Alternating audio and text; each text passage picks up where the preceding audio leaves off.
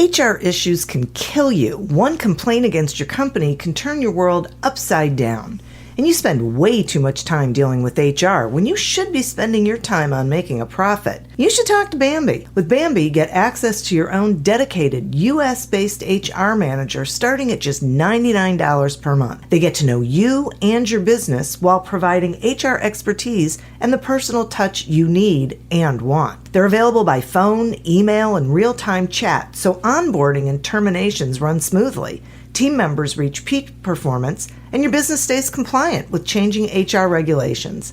And with Bambi's HR Autopilot, you'll automate important HR practices like setting policies, training, and feedback. HR managers can easily cost $80,000 a year, but Bambi starts at $99 per month.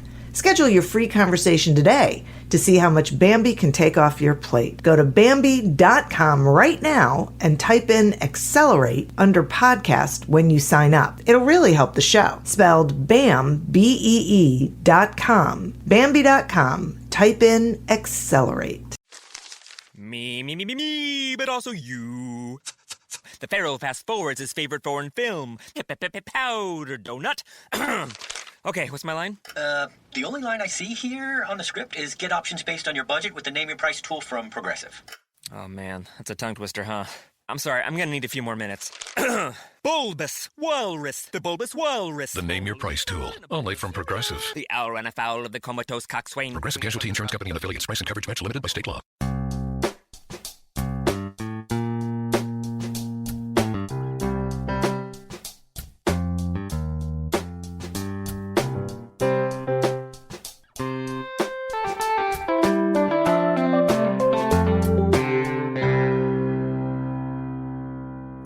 Welcome to Accelerate Your Business Growth with your host, Diane Helbig.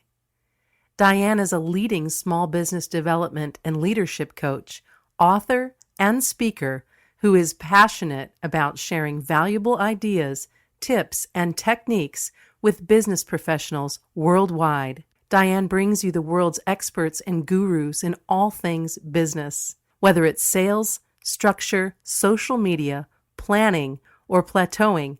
Guests bring their expertise and energy to each episode. When growing your business is your focus, Accelerate Your Business Growth is the show to listen to. Got a topic or guest suggestion? Let Diane know. The goal is to make sure you have the information you need to move your business forward. Thanks for joining us. Settle in and enjoy.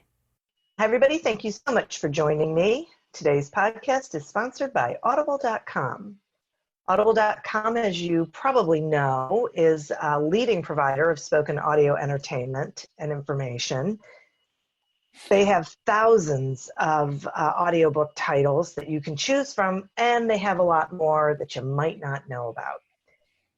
So get a free trial by going to audibletrial.com/businessgrowth and explore. Check it out. See what you find that may be of interest to you, for you, your business, your personal development, fun, all sorts of things.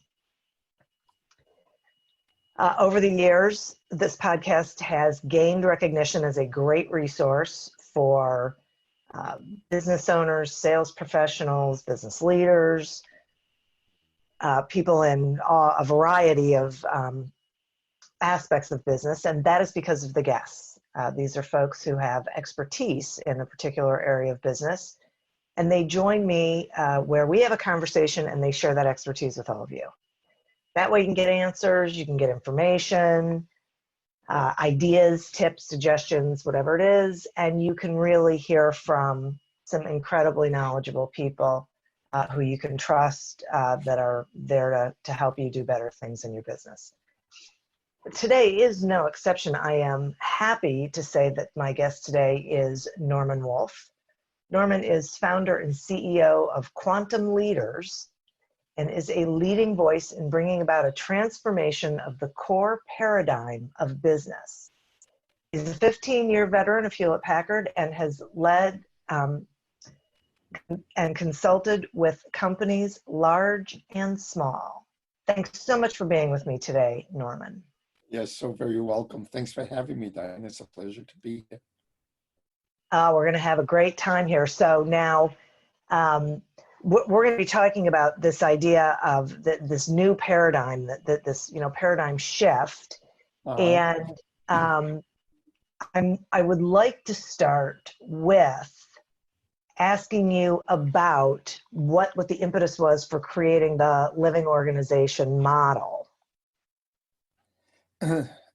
As you mentioned in my introduction, I've been working with leaders of organizations, large and small, for well over 32 years now, including having roles as an executive with Hewlett Packard and other leadership positions for other companies. And one of the things that I've both experienced and observed is the difficulty organizations have in executing their initiatives, whatever they are, whether it be an implementation to improve processes, to change our sales process, to be more customer focused, to improve inventories. It almost doesn't matter the difficulty they have in shifting or changing, accomplishing their goals has always been more difficult than I felt it should be.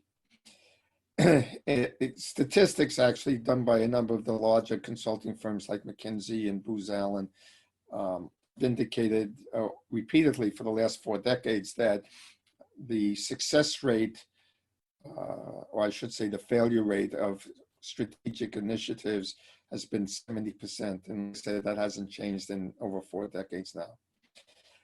As I began to really deeply explore that, I came to the conclusion that when we had all the knowledge, methodologies like Blue Ocean Strategy or Balanced Scorecard, Lean Operations, Six Sigma, Agile, Design Think, I mean, the list goes on and on and on. And we have a lot of really smart people in leadership positions. So it wasn't like they were incapable. And I just concluded that it was the overall system or the paradigm by which we look at what an organization is and how it accomplishes the goals it's trying to achieve. And that led me to look for a better way, something that shifted or eliminated the blockages. So let me just take a moment and give you an example of one of the key areas that I consider a blockage from the old paradigm. The old paradigm we think about as I call it the machine paradigm. Not only me, a lot of people are calling it the machine paradigm.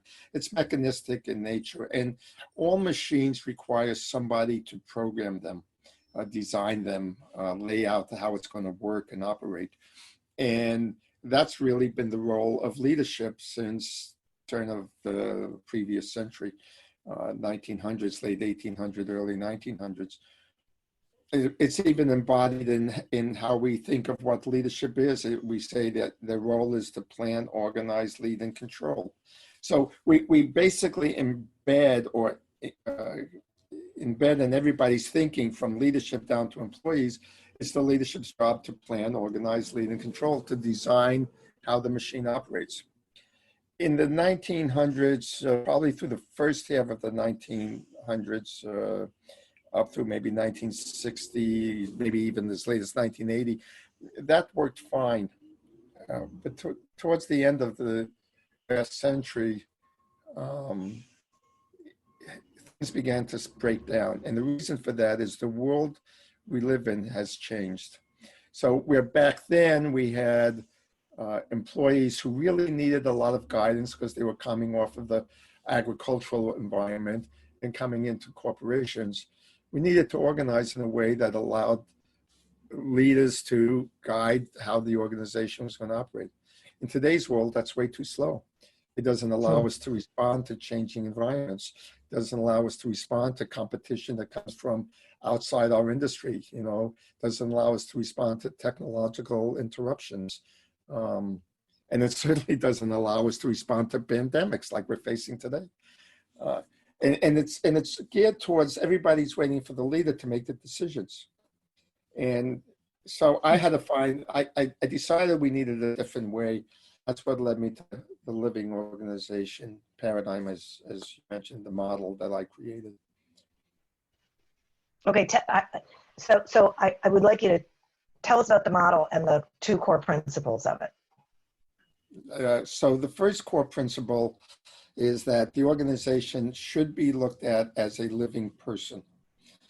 I know this sounds a little crazy to some people because most people don't think of an organization as a living entity, but it really does operate both mechanically, if you will, or physiologically, and also psychologically, like a person does.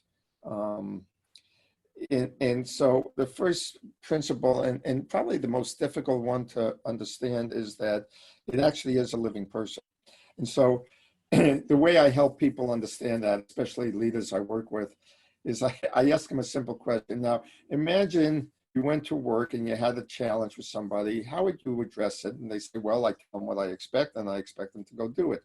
Simply put, it's usually a little longer answer than that, but it boils down to that. I say, okay, now go home, and how would you have a same situation at home, say with your children or your spouse, significant other, how would you address it? Oh, well, I'd be, trying to help my kids understand the issue and develop them and help them mature and grow. And I say, well, you can see the contrast between just those two approaches. And if we took the approach that organizations were actually living beings, we'd actually orient our thinking and the challenges we face to thinking them as instead of how do we program them, which is the way everybody tries to respond to it. We think of them as how do we grow them? How do we develop and nurture and cultivate the development? So that's what I mean by a fundamental shift in paradigms. You got to think about it completely differently, which understandably is very difficult for people to do. The second principle is that of how do living beings create? The goal of business is to create a result. That's actually what drove me to this whole thing. How do we create results? And I concluded from all my research that we have to think about the creation of result as a process of transforming energy. We have in the model 3 fields of energy that we use, and they're fairly easy to understand. One is the activity we do. That's the physical energy that we exert in getting anything done, whether it's be running a machine or typing on the computer. That's the activity we do. The organizational structures, the things that are physical in nature is the activity energy. But the activity energy is greatly enhanced by or hindered by the relationship energy, how we interact with each other. And you can understand that if you just think in terms of teams that are in the flow, people like to say, or synergistic or high performing. These are terms that all relate to teams that are working well together. The energy seems to be magnified, it's amplified. Teams in conflict seem to have a real hard time getting things done in the extreme. And there's all sorts of variations of those, that spectrum between high performing and high conflict. But we recognize that the energy of the relationships that exist have a huge impact on the activity we do. That's the second one. It also relates to the impact of our relationships with those we serve, our customers. More and more these days, people are talking about a customer experience. Unfortunately, they think of it in terms of the transactions between the organization and the customer. How do we make those transactions more efficient? As opposed to how do we make the transaction high experience? And nowadays you see a lot of work on customer experience and enhancing it. But if you think about something as simple as Starbucks and the purchase of a cup of coffee, in the cup of coffee you can get at any convenience store like 7-Eleven or AM/PM markets or any of these convenience stores, and you pay $1.30 approximately for a cup of coffee. large coffee. You can put in all the fancy flavors and steamed milk and all of that stuff in it. It's $1.30. You go to Starbucks or any of the barista coffee shops, and you're paying $4.50. Yeah. The additional $3.20 is for what? It's the experience. But humankind really needs experiences. That's what we trade in. And so recognizing relationship energy not only has a positive impact in the productivity within the organization, it has a huge margin impact on the relationship with customers, and it goes right to the bottom line. So that's the relationship energy and the importance of that as it relates to business. The third energy is what I call the energy of context, and this is the energy of our core framing, core beliefs, core assumptions about how life works. And it's the most powerful of the three because it defines in my mind what is and is not possible. The difference, one of the reasons I look at an organization as a living person, a living being as an example, versus say a living system. A living system is governed by its genetic makeup. A tree is always going to be a tree. A bird is never going to swim underwater, and a fish is never going to fly. But human beings have this phenomenal capacity of creating their own realities. Human beings decided they wanted to fly, they figured out how to do it. Human beings decided they wanted to swim in the oceans, under the seas, they figured out how to do it with scuba gear. I mean, this is unique. The human being is a unique living system in that we have more potential to create a reality that we desire. And so that gives organizations the power to recognize that the outcomes they create, they have more control over them than just simply responding to the universe and their genetic makeup. So those are the three fields. So the two principles is A, organizations are living beings, like a person, and two, the creation of outcomes is a function of the interplay, the relationship between activity, relationship, and context energy.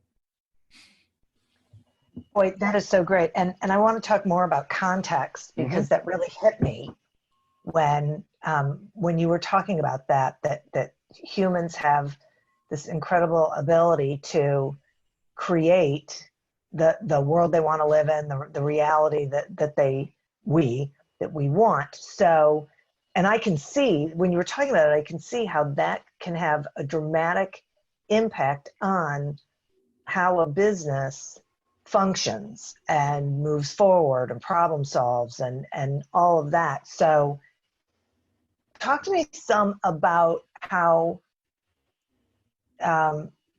you change context. Wow. So the first thing to know how to change context, well, the simple answer to that, I'll just start with the answer and then I'll work backwards how I got to the answer. The simple answer is through storytelling and rituals. Now, let me back up and tell you how I got to that. If you understand, I had to really begin to explore, how do I create my inner belief systems?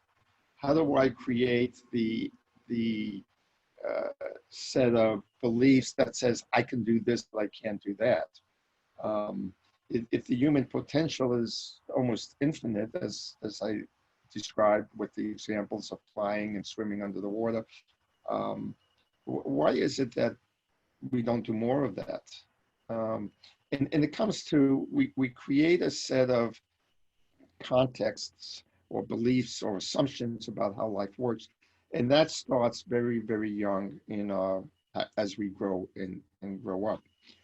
And I'm going to describe it as it relates to an individual, and I'll periodically correlate it to how it happens in business.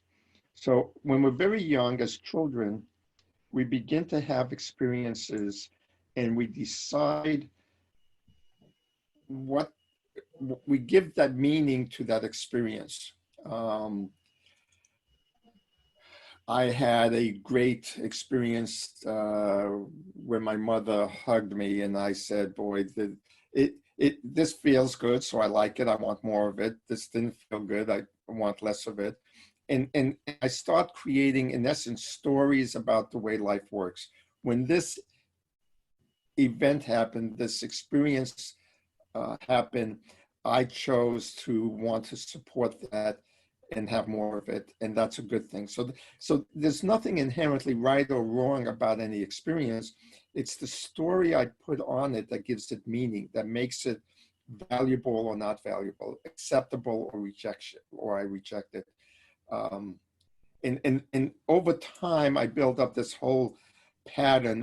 It's like a psychic DNA that really governs and drives all my behaviors. So as I get older, I become highly efficient at how to respond to life. Something happens, I don't have to think about, well, did I like that or didn't I? Does it feel good? I just respond, right? And that makes me navigate life very efficiently up to a point. Now let me jump into business for a second. When businesses are first created, they begin to have initial experiences. And the core group that creates it, dominated by the founder, but also the core group around the founder, responds to that experience. They get a loan from the bank, or they don't get a loan from the bank.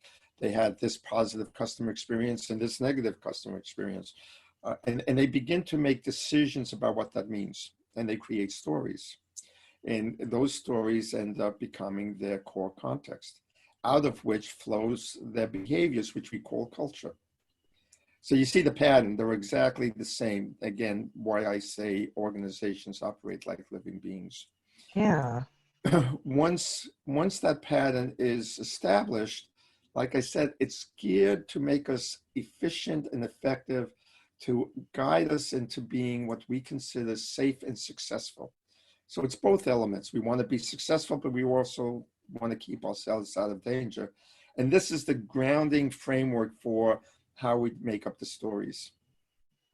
And to show that the events we experience don't necessarily have inherited anything right or wrong, look at many sibling situations, or even where they've done studies with twins.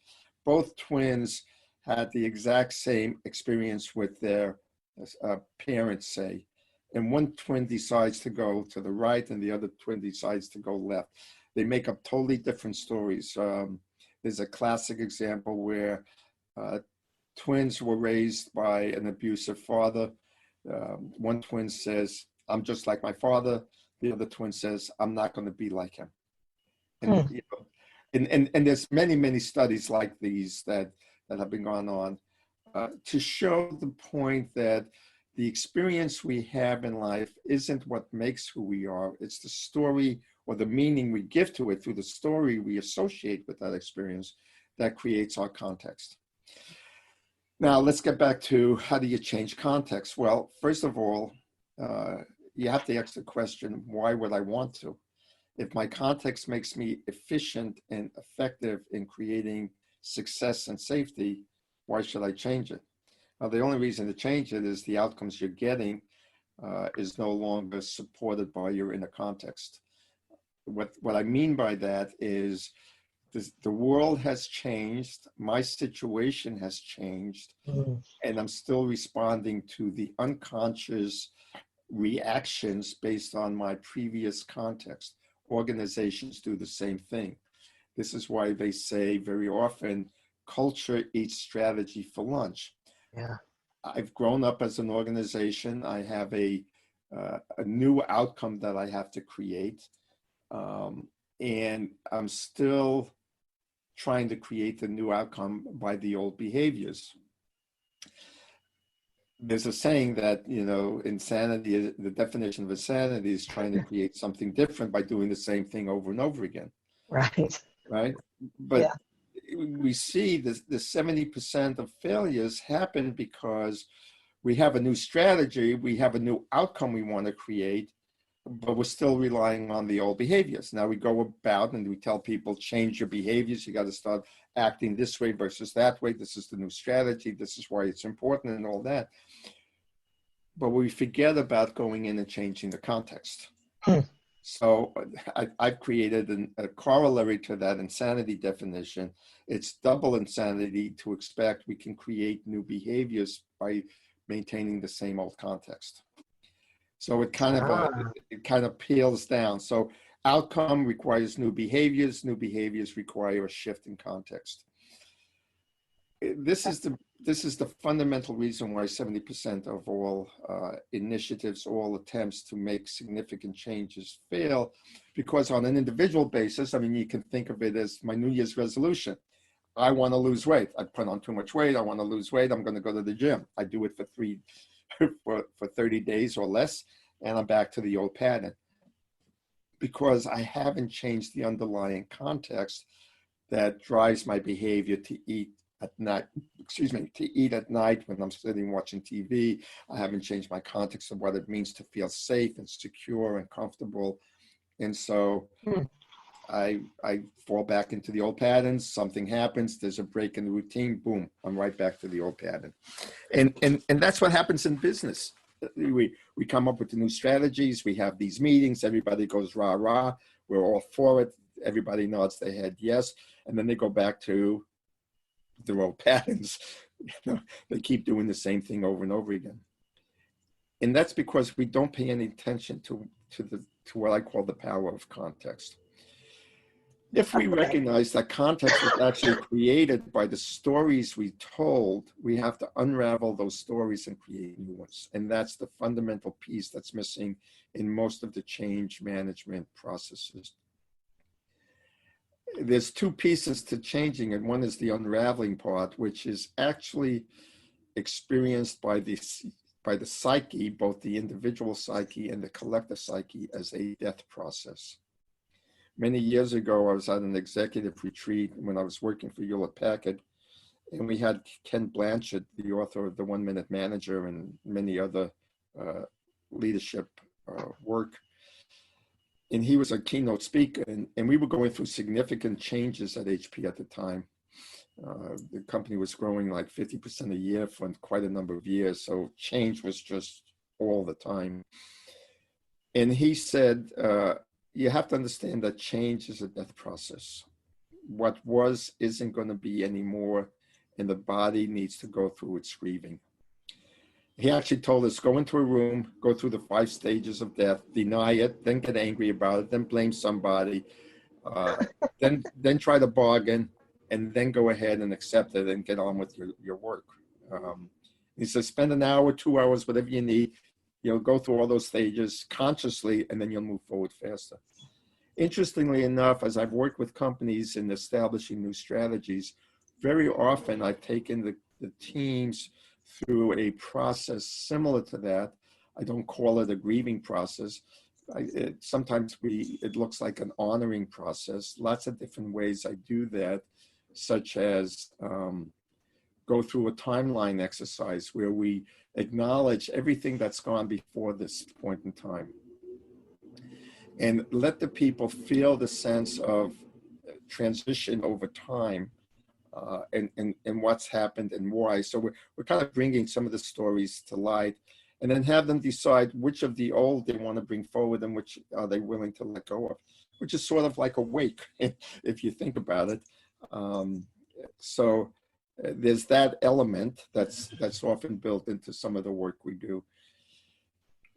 And then there's the creating of the new story and honoring that, and then building the rituals around it. And by rituals, it's things we're going to do day to day that's going to reinforce this. It might be setting up a new way of acknowledging people for doing things differently. In a sales organization, once we created the ringing of a bell when somebody did something that supported the new way of being. In this case, it was opening up new accounts. And so there's all sorts of different ways to create rituals. If you think of your day, both individually and in business, we all have rituals, from the way we wake up in the morning to how we go to bed at night. We have these patterns of routine behaviors that become our daily rituals. By making them conscious and giving them energy and focus and attention, that helps support the change in behaviors. So that's a lot on context, but that's basically the way we change it. Yeah, I tell you, I mean, it's so interesting for me. I too would not have thought about change, as a death process till you talked about that and went through it. And it's really true. It feels to me like a lot of this is having awareness around we are here. It is not serving us anymore. We need to let go of things that are comfortable, traditional, usual, safe, whatever that is, and venture. It's like when the pioneers decided to go west. Absolutely. Okay, right? Scary. Scary. But there was a reason why they had to do it, and you have to acknowledge that, I guess, in order to be able to make the shift. Yeah, and a lot of times we end up with major crises in our lives that force us into those changes. On a personal level, we'll end up with a death in the family. Like I know I made a big change in 2001.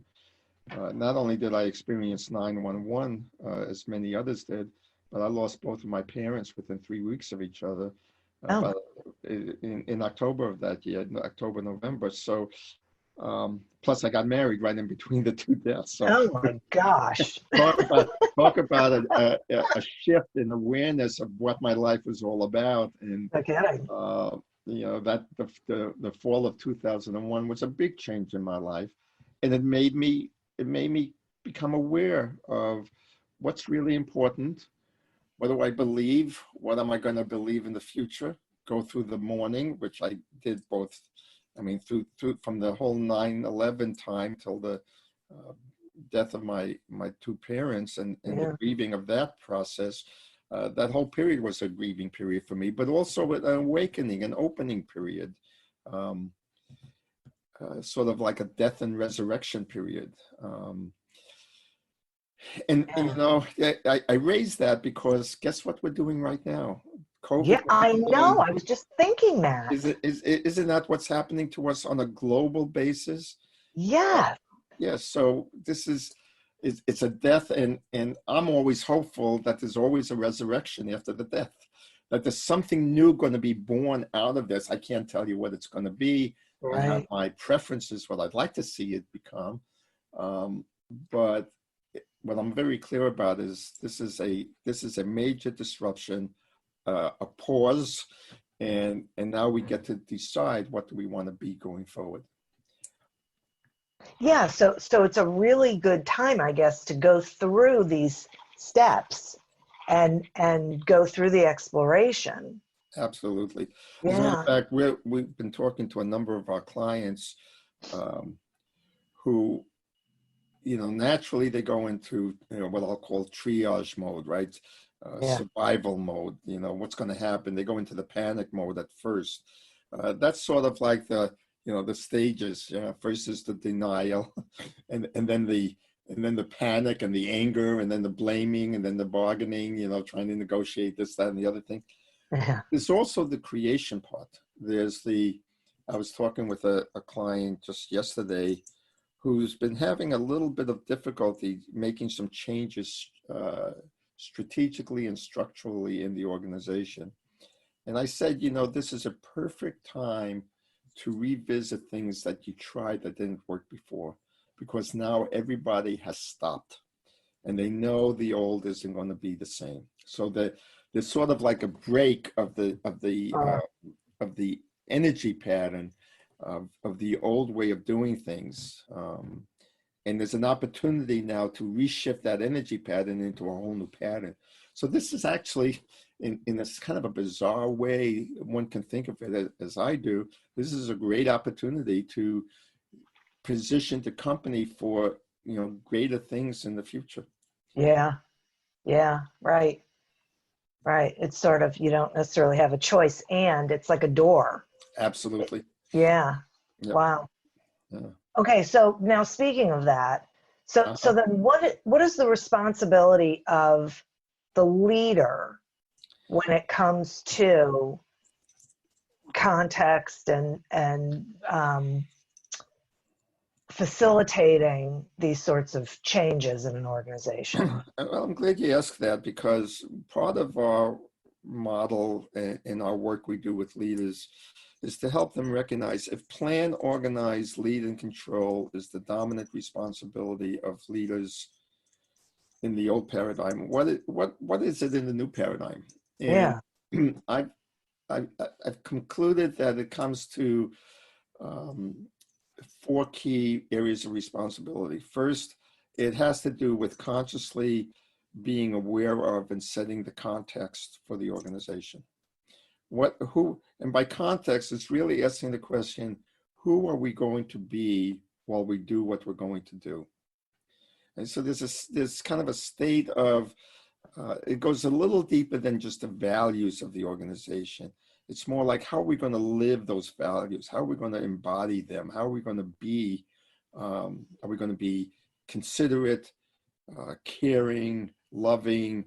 Are we going to be aggressive? Are we going to be competitive? And I'm not putting judgments on any of those. I'm not saying you should be one or the other. You should just be conscious of it. And so that's the first part of it, setting the context, recognizing that we need to increase the maturity level of our people, not only their skill sets, which of course always have to be developed, but we have to develop our people as a whole human being, have them take more ownership, more responsibility for their lives and what they want to create. And hopefully what they want to create is consistent with what the organization wants to create. Then you have a high level of alignment and engagement. One of the reasons we have such low engagement is we're basically trying to manipulate, cajole. I use the word motivate in a sort of pejorative sense. We talk about motivation, but it's really, let me see if I can convince you to do what I want you to do, as opposed to, here's what I have available. Is there anything in that you want to do? It's kind of a different way. And let me help you develop in your ability to do that which you want to do. We have to recognize that we have a society that's trained people to really be good industrial age workers. Yeah. Right? We've trained them to listen to the boss, to get guidance by the boss, which really makes people, in a large case, cogs in the wheel and victims to somebody else's thinking. They don't have the power of choice of their own lives. And so they're not used to that. And when you give it to them, they're a little confused at first, like, wait a minute, that's not what I'm supposed to be doing. So we have to develop them to step up into the levels of maturity that both serves them, serves the organization, and in fact serves society. So developing the people is the second responsibility. The third is what I call building community. And to understand that, there's a simple, just mentally think of, when you think of a team, how do you hold that? What do you think of them? What images come to your mind? And then think about a community and what images and feelings and sense about that comes to mind. And you probably notice that teams are more activity oriented, more doing, aligning on, who's going to do what by when and that kind of stuff. Where community has a different quality of caring, concern, support, helping, working together.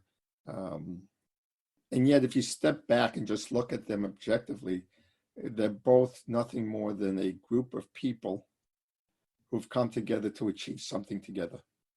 There's a different quality between those two considerations. Mm-hmm. So I believe leaders have to learn how to build community as opposed to just building organization structures in teams. And the fourth element is to be of service.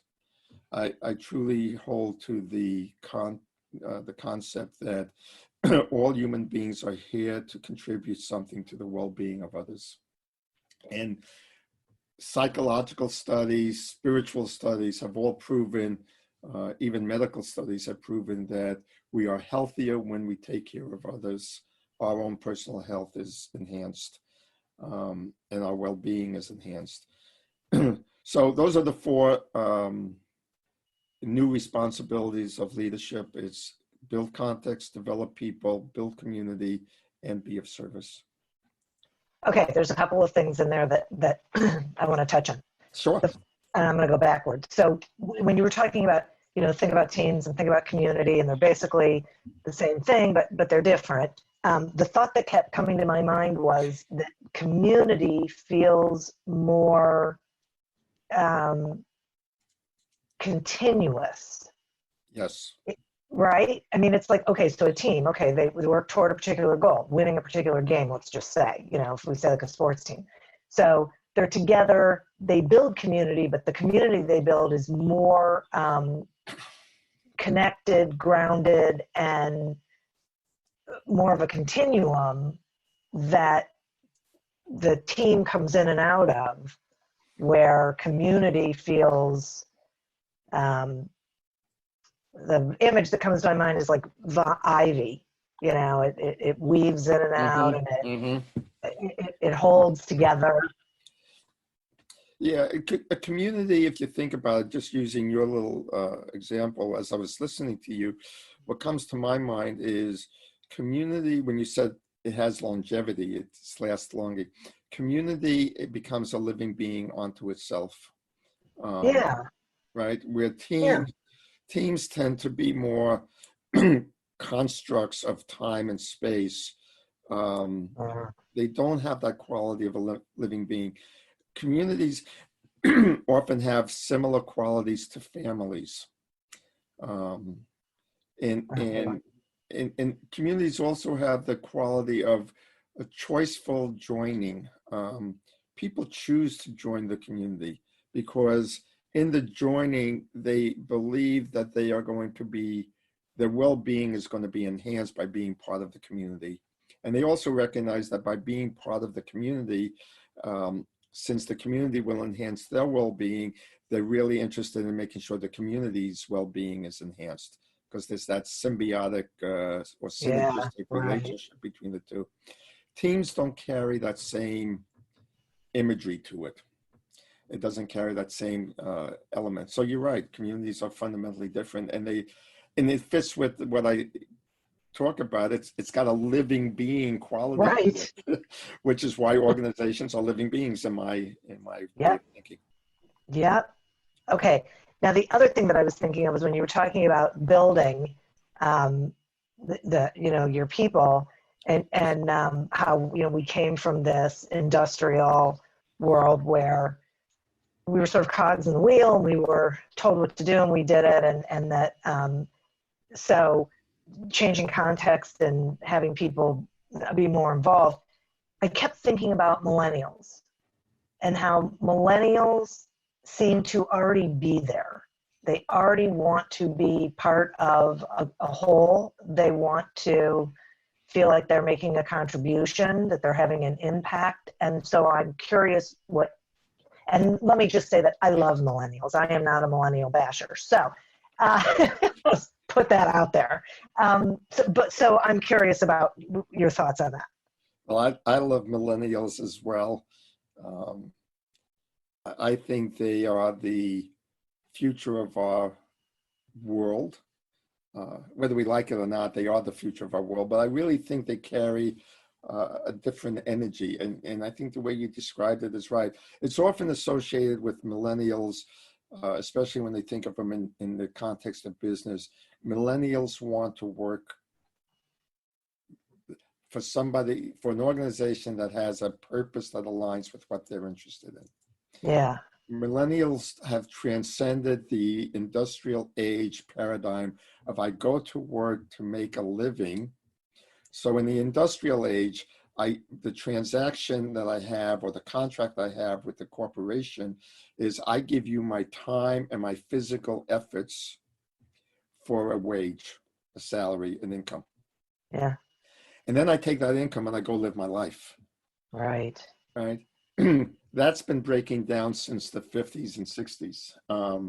The hippie movement had a little bit of an influence on that, of which I am proudly of that generation. We began to say there's more to life than, as the Tennessee Ernie Williams song, selling my soul to the company store, right? Yeah. I want more out of my work. And I grew up with the experience of feeling that disconnect. I remember going to work as a young engineer when I got out of college, and the chief engineer or the senior engineer in my group said, Norman, when you come to work, you leave your personal life outside Yeah. and you're here to work. Ugh. Work's not meant to be fun. If it's fun, you would be paying the company. Work is meant to be work. And those two phrases stuck in my head as so descriptive of the old paradigm, but it's carried through the, up until, just recently. And the millennials are saying, no, I don't buy into that. My parents, namely our generation, the boomer generation, said, no, we don't want to live that way. And we're not going to let our kids live that way. So now that our kids are coming up, my daughter's 28 and she's definitely in that category, and she will not work for a company that is inconsistent with what her values and beliefs are. Right. And so, yeah, and so, excuse me, the millennials are one of those dynamic forces, kind of like COVID was a pause on the old way. The millennials are causing great disruption for me, a positive way, saying, no, we ain't going to work that way. And so business leaders now have to face, how do I do this? I don't know how to run an organization that's based on purpose and meaning and context and relationships. I know how to run an organization based on activity, because that's Right. That's what my MBA taught me. That's what my mentors from the old way taught me. And now I'm lost. And that's where, Quantum Leaders and our model of living organization hopes to help transform the core paradigm of business. Yeah, boy. Oh my gosh. What a great bow to wrap this up in. So you gave me a great lead in on that one. that's so fabulous, Norman. I seriously, and man, I could talk to you forever, but I can't because we have to wrap this up. We have to wrap it. But so will you tell the listeners, how they can find you and Quantum Leaders and anything you want them to know? Yeah, thank you. So the easiest way to find me, quantumleaders.com, QUANTUMLEADERS.com. There's a contact page. There's white papers available. There's more information. Feel free to reach out to me on the contact. You can send me an email at nwolfe@quantumleaders.com. There's also a gift for your audience, should they choose to avail themselves. I made the first 3 chapters of my book available for free by going to quantumleaders.com/podcast, and you can download the first 3 chapters of the book as a gift for your audience. Yep, you're welcome. Wow. Oh my gosh. Well, I just have to say, listeners, you can see that you can learn so much by re-listening to this podcast, but also by checking out Norman and Quantum Leaders. And we really are in this interesting place where between millennials and COVID-19, we are in a change world, and you owe it to yourself to embrace that, I would say, and really adopt the skills and these ideas that you need in order to help your organization move forward. So if you embrace nothing else, I would say that embrace that your organization is a living being, because it so is, and it will change the way you motor. So Norman, thank you. Listeners, thank you. I would also like to thank our sponsor, audible.com. Get your free trial of audible.com at audibletrial.com/businessgrowth. Check out the audiobooks, the Audible originals, guided meditations. Those are a bit of my favorites right about now. But, check it out for yourself and enjoy. And as always, continue to prosper and be curious. And until we meet again on another episode of Accelerate Your Business Growth, goodbye and good day. Me, but also you. The Pharaoh fast forwards his favorite foreign film, Powder Donut. Okay, what's my line? The only line I see here on the script is get options based on your budget with the Name Your Price tool from Progressive. Oh man, that's a tongue twister, huh? I'm sorry, I'm gonna need a few more minutes. Bulbous Walrus, the Bulbous Walrus. The Name Your Price tool, only from Progressive. The owl ran afoul of the comatose coxswain. Progressive Casualty Insurance Company and affiliates. Price and coverage match limited by state law. Me, but also you. The Pharaoh fast forwards his favorite foreign film, Powder Donut. Okay, what's my line? The only line I see here on the script is get options based on your budget with the Name Your Price tool from Progressive. Oh man, that's a tongue twister, huh? I'm sorry, I'm gonna need a few more minutes. Bulbous Walrus, the Bulbous Walrus. The Name Your Price tool, only from Progressive. The owl ran afoul of the comatose coxswain. Progressive Casualty Insurance Company and affiliates. Price and coverage match limited by state law.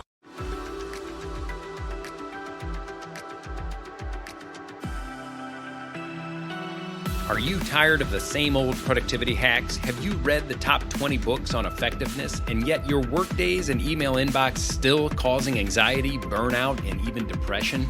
Ready to learn the latest in brain-based modalities, techniques, and technologies to optimize your success and well-being?